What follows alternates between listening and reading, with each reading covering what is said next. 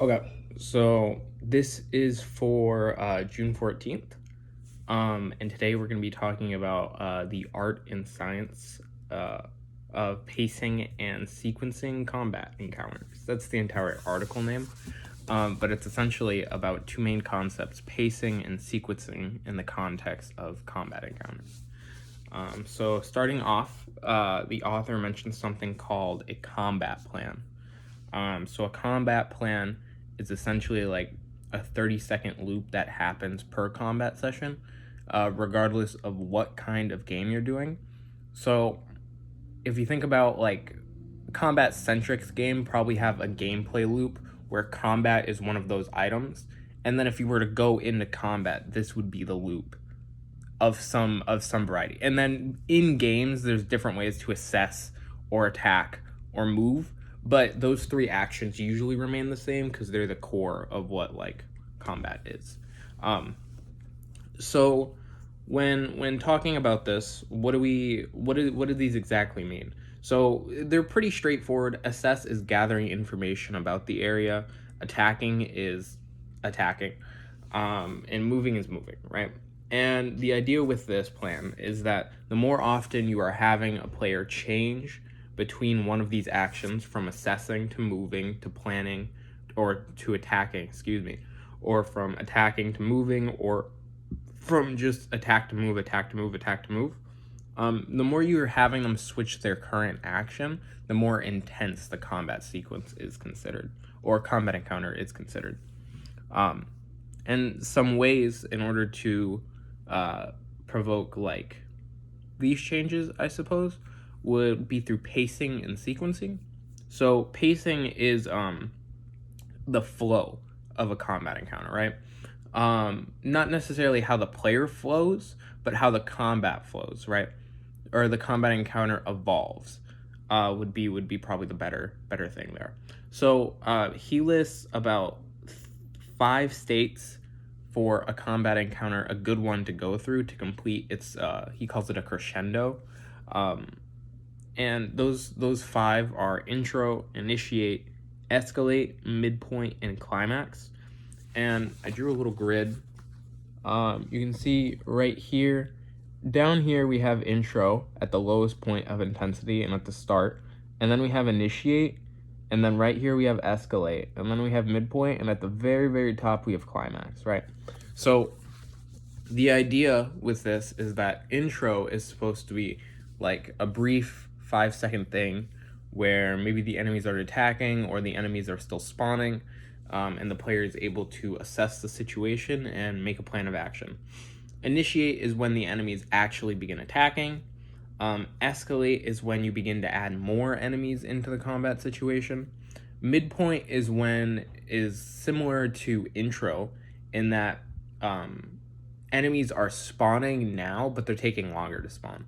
So think about like for intro and midpoint, a good example would be like uh, intro is enemy pods coming through the earth, and they don't attack you until they're out of their pods. Them dropping down and hitting the earth would be the intro. Them leaving their pods and beginning to attack you would be the initiation. And then for midpoint, midpoint typically alludes to a more like dramatic setting, because after midpoint is climax, right? So you usually want to hype that up a bit. So think about if there's a boss battle and you have like a helicopter flying overhead and the boss repels down from the helicopter. That's pretty dramatic and would probably suffice as a good midpoint. And then climax is usually the mini boss, or it's the highest point of intensity in the combat, where you are either throwing a lot of enemies at the player, or you are requiring the player to constantly be switching through different actions in their combat plan. So sequencing is the planning of these actions within a combat encounter. We had mentioned like those intro and midpoint events. Those would be examples of how you pace or how you sequence those can largely change how a combat feels. Um, and good sequencing, like he had mentioned that good sequencing is best discovered through playtesting, as a lot of things are. So that just means play your shit. Um, so then going on, he lists a bunch of factors that influence sequencing of itself. So the first factor he lists is enemy type factors. So this is essentially how different types of enemies match together. Think about, like, if you have, let's just say, a machine gun enemy and a sniper enemy, that's not really going to work well together. They both sit at pretty long ranges, and unless the sniper's enemy is in some sort of flank position, so that they're forcing the player to move, then they're not really going to be doing much. Even then, snipers still remain at a distance and are largely pretty stationary, so they're not terribly great. Maybe snipers and shotguns. Now you have a dynamic where shotguns are pushing the player. So obviously they're usually going to move if a shotgun pushes them, because if they stand still, it's like they'll take a lot of damage. And then while they're moving, you have snipers who are waiting for them to move and taking shots at them. So now you have the player both concerned about the shotgun enemies getting too close to them, as well as the sniper enemies in the distance. So that's sort of making the player have to think, okay, do I dive for cover first, deal with these shotgun enemies, or do I dash out into cover and try to deal with these sniper enemies first, or do I sit behind this cover and hope the sniper enemies don't get me, right? That's what we're trying to elicit, that sort of thought, where it's not like too one-dimensional, right? The only thing mentioned here is that too many enemy types being on screen can overwhelm the player. So he says limit it to about 1 to 3 per encounter. That means, like, a sniper enemy, a shotgun enemy, and a machine gun enemy should probably be at max in one combat encounter. That doesn't mean one level, but that does mean, like, you shouldn't be introducing your entire roster in one fight. But yeah, so then he goes on to talk about the enemy count factor. He lists these in 2 separate ways. There's something he calls the triangle method and something he calls the diamond method. So looking right here, you see the triangle method, where you have wave 1, wave 2, wave 5. These all represent as waves go on, we're increasing the amount of enemies, but enemy types and intensity are usually remaining consistent in these situations.